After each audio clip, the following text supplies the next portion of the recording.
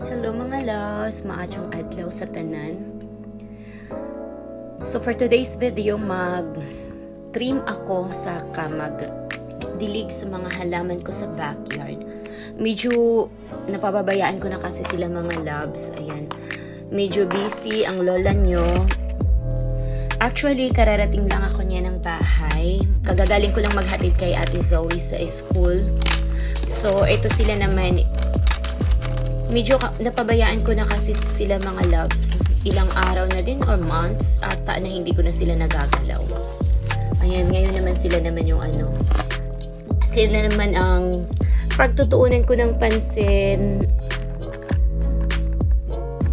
Baka kasi magkampo yung mga babies ko dyan sa likod.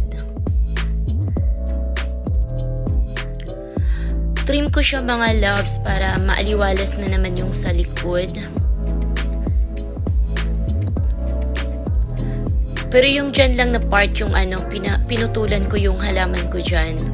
Yung sa kilid, di ko na siya pinutulan.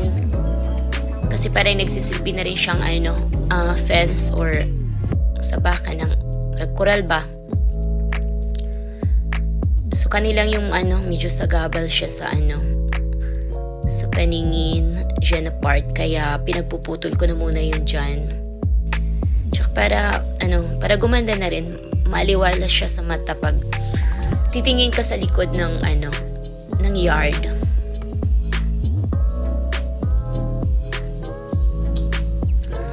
Pagpasensyahan niyo ng aking boses mga loves dahil di talaga ako sanay mag-voice over Pastilan. Nagfe-feeling vlogger lang ang inyong lola. So, ilalagay ko lang siya mga loves dyan sa gitna dahil medyo mainit-init na rin. So, mamayang hapon ko na siya hakutin para itapon. So, ayan. Iwan ko lang muna yan siya dyan sa gitna. At ako'y magdidilig na rin sa aking mga halaman mga loves. Ayan.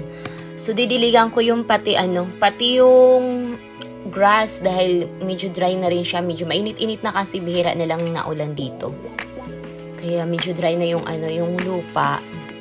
So didiligan ko yung pati yung grass didiligan ko siya.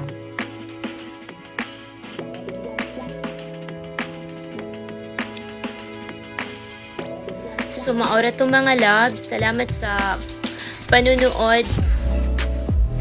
Till next video. Bye! Amping!